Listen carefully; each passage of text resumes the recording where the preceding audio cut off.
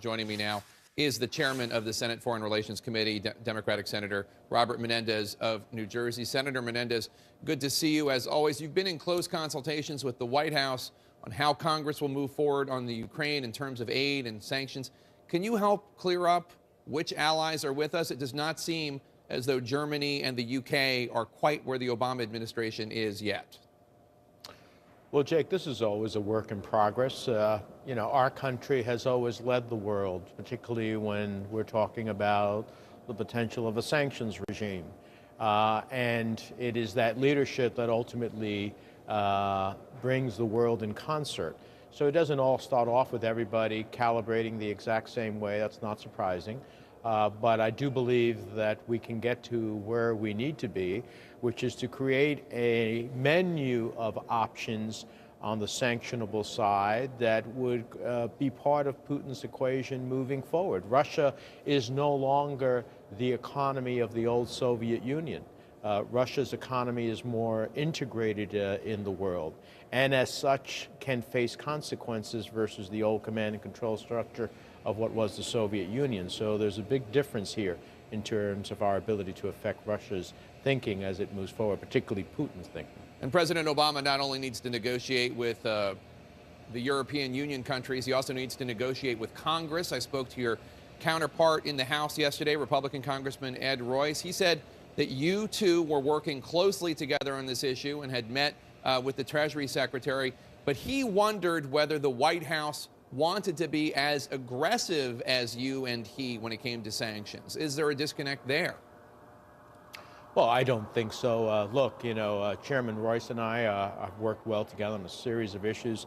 My counterpart on the committee, the Republican ranking member, Senator Corker, and I have a great relationship. We have passed every major piece of legislation, including the use of force in Syria last year on a bipartisan basis. We're going to have a bipartisan bill as it relates to the Ukraine. It's my expectation that will happen both on the assistance side as well as a menu of options on the sanctions side.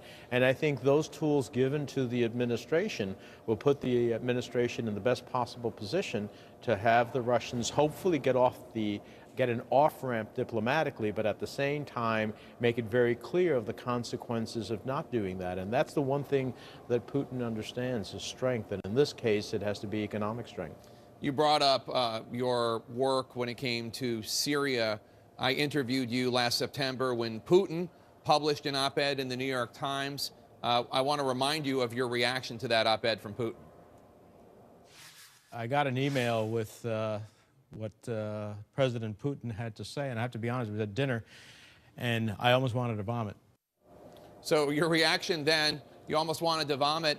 Putin, that op-ed is certainly interesting to read today in light of what's going on in Ukraine.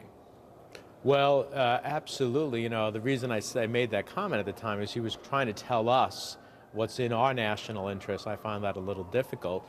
But I would say now, listen to your own words. Basically, what President Putin was saying to an American audience about Syria is that we have to stop using the language of force and proceed with the, the efforts on, just to read the language here, on the path of civilized diplomatic and political settlement. Well, that certainly is pertinent to the Ukraine. He has used force in an incredulous way, suggests that there aren't Russian troops in Crimea, which is just beyond, reality. But he has used force, and instead of pursuing a path of whatever Russian interests there are, whether they be of Russian-speaking citizens, whether they be of any economic investment, whether they be about security concerns, all of those can be part of a negotiation with the Ukrainian government and with others at the end of the day. But Putin has violated his international agreements here,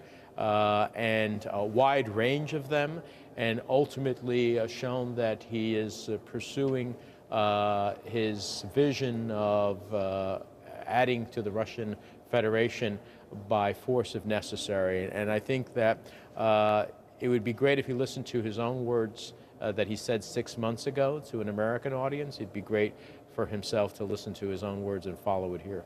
I want to get your reaction. There's been a lot of criticism, as you know, of President Obama by Republicans. I want to get your reaction to something that the former Secretary of Defense, Donald Rumsfeld, said last night. If we could play that tape. We've created a leadership vacuum in the world, and it is being filled by the Putins of the world. It is the United States that's injected that instability into the world equation.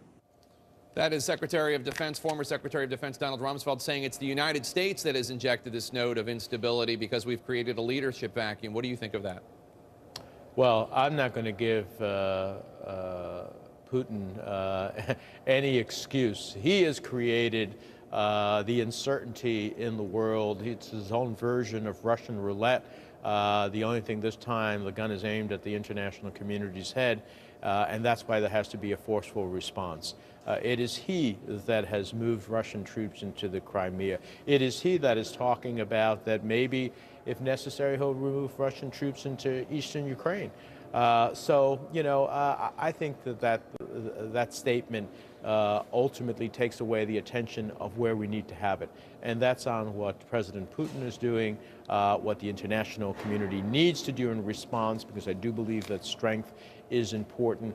And because Russia's economy is different today than it was under what the old Soviet Union was, there is an opportunity to find a path that isn't military, but that is powerful to change Putin's thinking in this context. And we need our European allies to be part of that. Senator Bob Menendez, Democrat of New Jersey, thank you so much. Thank you.